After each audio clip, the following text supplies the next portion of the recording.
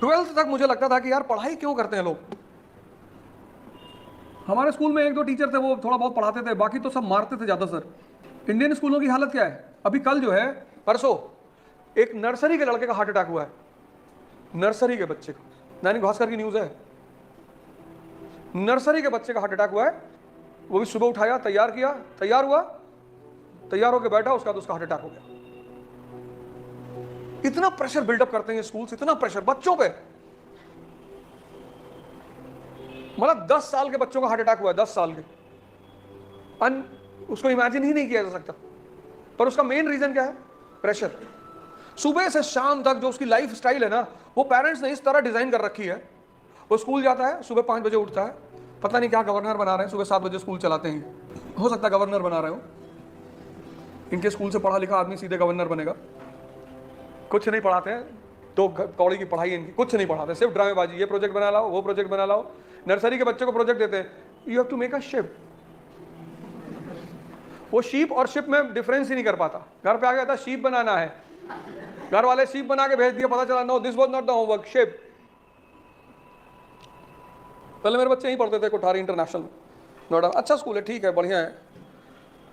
तो parent teacher meeting, parent teacher meeting को बुला के सिर्फ बच्चों की बुराई करनी। तुम्हारा बच्चा पढ़ता नहीं, तो कौन सा कलेक्टर बनना है उसको जो पढ़ेगा? भाई हमारे बच्चों का तो क्लियर है, कोई कंपटीशन नहीं देना हिंदुस्तान। सुप्रीम कोर्ट में बैठा है, सुप्रीम कोर्ट ऑफ इंडिया, राजनीति करनी है, और इसमें पढ़ाई की जरूरत ही नहीं है। CGL, SSC, बैंक की वजह थोड़ी देना है। ना मेरे पिता ने मुझसे कहा था और ना मैंने उनसे कहा। आराम से और रंगदारी से जिंदगी में स्कूल में आग लगा दो, और एकदम टेंशन नहीं लेना है। जब पढ़ने की उम्र होती है हिंदुस्तान के बच्चों की, तब वो पढ़ते नहीं, इतना उनको नफरत हो जाती है पढ़ाई से। अब है तुम्हारी उम्र पढ़ने की, अगर तुम्हें पढ़ाई से थोड़ा सा इंटरेस्ट पैदा करा दिया गया होता स्कूल में, तो तुम आज कितनी मस्ती से पढ़ रहे होते। पर हमारे देश में पढ़ाई को इतना ओवर हाइप कर दिया गया, नहीं पढ़ोगे तो भीख मांगोगे। मोदी जी भीख मांग रहे हैं, नौकरी नहीं लगेगी तो तुम्हारी शादी नहीं होगी। शादी तो सलमान खान की भी नहीं हुई, पर फार्म हाउस है, एक्टिंग है, पैसा है। फार्म हाउस में बेचारा खेती होती करता है। ऑर्गेनिक फार्मिंग, यस यस, बहुत सही तुमने पकड़ा, एग्जैक्टली ये टर्म मुझे याद नहीं आ रहा था, ऑर्गेनिक फार्मिंग। पता कौन कौन पढ़ा रहा है, तुम मुझे बताओ। कुछ नहीं पढ़ा रहे सब। वहाँ हमारे जो कॉलेजेस हैं, मैंने कहा 91 के बाद सारे प्राइवेट स्कूल्स आ गए, सारे प्राइवेट स्कूल्स आ गए। प्राइवेट स्कूल हमको एक ही बात बचपन से बताते थे, वो तो मैं बड़ा लकी था कि मेरे फादर भगवान हैं, तो उन्होंने मुझसे कहा कि नौकरी वोकरी करके क्या करोगे बेटा, इतनी ज़मीन है, इतनी ज़मीन के बाद नौकरी करोगे तो फिर कोई फायदा नहीं ज़िंदगी में। नहीं तो मेरे साथ जितने लड़के पढ़ते थे, कोई चैन से सो नहीं पाया ज़िंदगी भर। नर्सरी से 12 तक पिताजी का प्रेशर था, अब पत्नी का है। कभी कभी मुलाकात होती है तो मैं कहता हूँ तुम्हारा ज़िंदगी तो खत्म हो गया। कहीं तो एकदम सही कहते हो बाबा, बिना पूछे घर से बाहर नहीं निकल सकते हैं। पहले पापा से बिना पूछे नहीं निकल पाते थे। मैं कहता था लगाओ, पापा मारेंगे है, मैंने कहा एक बार कायदे से, अरे यार अवध, मतलब कई ऐसे लड़के थे जिनके पेरेंट्स ने कह दिया था कि अगर अवध ओझा के साथ देखे ना तो उसी दिन लटका देंगे, और अगर मेरे साथ रहे होते तो जिंदगी में कुछ तो अच्छा कर ही लिए होते, कम से कम राजा तो बन ही जाते। क्योंकि उसका सिद्धांत तो मुझे शुरू से पता है कि हर जगह दिमाग थोड़ी लगाना है। ऐसे कितने लोग परेशान हैं, my girlfriend is not talking to me, तो दूसरी बना ले। इतनी कौन सी शॉर्टेज है कंट्री में? एक चीज पे उलझ गए हैं, एक चीज पे। सोचो इस पढ़ाई का क्या फायदा जो तुमको जीवन में उलझा के रखी है। उस पढ़ाई का, इस एजुकेशन का क्या फायदा कि कोई तुम्हें टॉर्चर कर रहा है, कोई तुमसे नहीं बात कर रहा है, मत करो, बाहर निकलो, नेक्स्ट दूसरा लाओ। भाई कोई भी चीज इस दुनिया में परमानेंट तो है नहीं, है नहीं है, आज नहीं तो कल उसे जाना ही है, तो जाओ।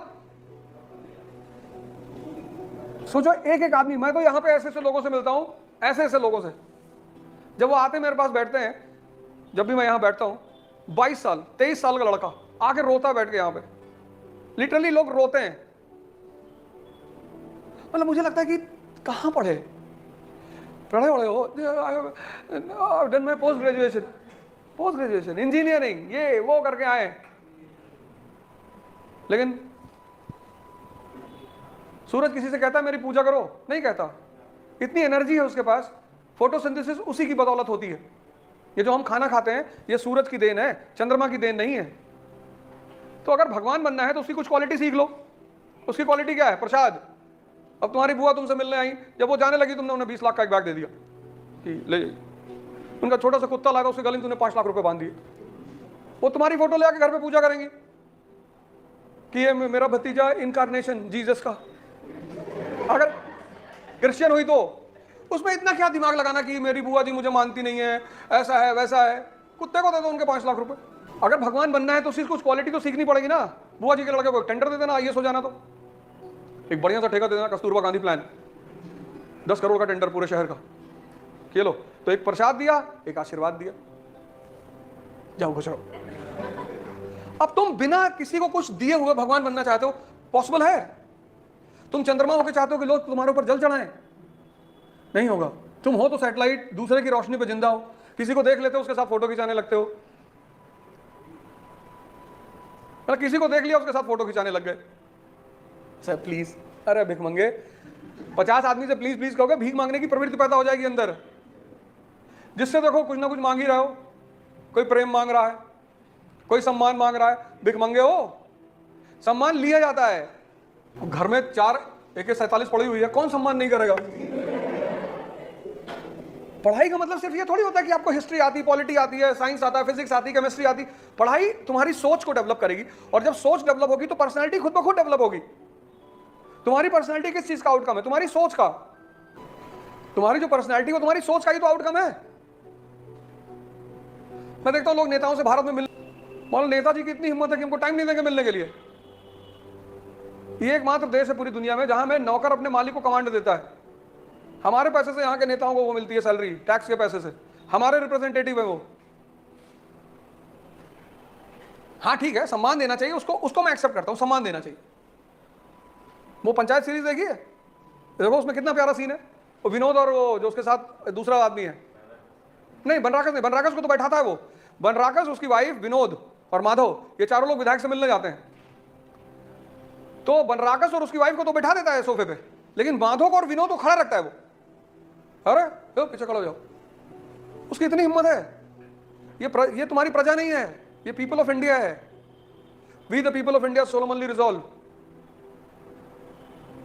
खैर चलो, बोल तो बेचारे नहीं पढ़े लिखे हैं। यहां जो पढ़े लिखे लोग हैं, अगर हम सांसद पान खा रहा है तो ऐसे जाके हाथ लगा देते हैं, सर यहीं थूकिएगा, बाहर कहां जाएंगे सर। तभी तो इनका दिमाग खराब हो गया। हमसे इसीलिए परेशान रहते कि तुम उल्टा सीधा बोलते हो। उल्टा सीधा सही है ये। क्रांति फ्रांति कुछ नहीं लानी है। सही आदमी को वोट दो, अंबेडकर जैसे लोगों को वोट दो, लाल बहादुर शास्त्री जैसे लोगों को, राम मनोहर लोहिया जैसे लोगों को वोट दो। क्रांति कुछ नहीं करनी है, तुम्हारे हाथ में सारे पावर्स हैं और तुमको पता ही नहीं। ये इस कंट्री की, और इस कंट्री की क्या प्रॉब्लम है? इस कंट्री की कोई और प्रॉब्लम थोड़ी है। इस कंट्री की कोई प्रॉब्लम नहीं। जो लोग कहते हैं नेता करप्ट है, नेता सबसे अच्छे लोग हैं। 500 करोड़ रुपए लगा के बेचारे इलेक्शन जीतते हैं। तुम जाते हो उनसे पैसा लेते हो, एक बोतल दारू लेते हो, मुर्गा खाते हो, तो अपना पैसा नहीं निकालेंगे? एकदम निकालेंगे। इस देश की जनता को वो मिल गया है, एस्केप। भाई साहब ये देश नेता बर्बाद करते हैं। नेता, इस देश के असली राजा तुम हो। We the people of India solemnly resolve. नेता तो हमारे नौकर है बेचारे। आप नौकरों से हिसाब ही नहीं लेते हो। आपने अपने नौकर को 5000 रुपया दिया, जाओ बाजार से सब्जी ले आओ, सामान ले आओ, अनाज ले आओ। वो लौट कर आया, आपने उससे हिसाब ही नहीं मांगा रिटर्न में। तो जब उसको पता चल गया कि मेरा जो मालिक है वो मुझसे हिसाब ही नहीं मांगता, जब उसको ये बात पता चल गई कि मेरा मालिक मुझसे हिसाब ही नहीं मांगता, तो उस 5000 में से 4000 खाना शुरू करेगा कि नहीं करेगा? किसको पता बजट के बारे में? अभी बजट पास हुआ है, अभी बजट पे डिस्कशन हुआ है। अगर मैं तुमसे अभी कह दूं कि इंडियन बजट को क्लैरिफाई कर दो, तुम में से शायद ही कोई आदमी कर पाए। शायद ही। मैंने कहा ना, इस पूरी क्लास में कोई नहीं बता सकता कि how India as a nation was born.